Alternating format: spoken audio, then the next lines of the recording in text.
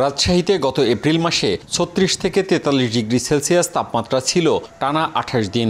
এর মধ্যে তীব্র দাবদাহ ছিল ১৩ দিন।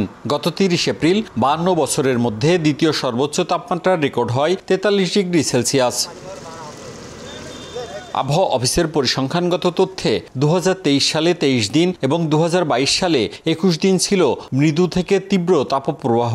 গত কয়েক বছর ধরেই দাবদাহের সময়কাল ক্রমেই বেড়ে বাড়ছে এ অঞ্চলের উষ্ণতা। সব মিলিয়ে একেবারে মনে হচ্ছে যেন মরুভূমি বা মিডল ইস্টের কোনো দেশে আছি।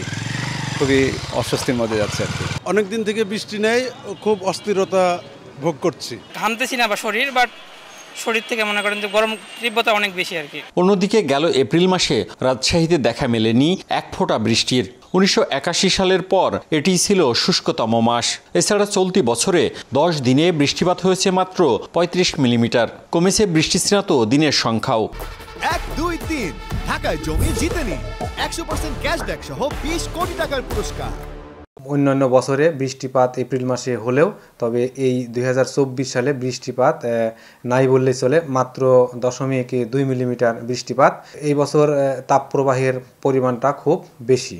বিশেষজ্ঞদের মতে জলবায়ুর উপর নেতিবাচক প্রভাব, পদ্মাসহ নদীর নাব্য সংকট, জলাশয় ও পুকুর ভরাট, বৃক্ষ নিধন সব মিলিয়ে রাজশাহীর পরিস্থিতি দিনকে দিন জটিল হচ্ছে। গত বছর বৃষ্টি কম হয়েছে, তার ফলে মাটির যে আর্দ্রতা যেটা বিষয়টা সেটা কম ছিল, তারপর আবার কালবৈশাখী হয়নি, সেটা একটা সুযোগ পাইনি আমরা। সব মিলিয়ে কিন্তু একটা জটিল অবস্থা তৈরি হয়েছে। জুনের শেষ দিকে উত্তরাঞ্চলে প্রচুর বৃষ্টিপাতের সম্ভাবনা রয়েছে। মওদুদ রানা, সময় সংবাদ, রাজশাহী।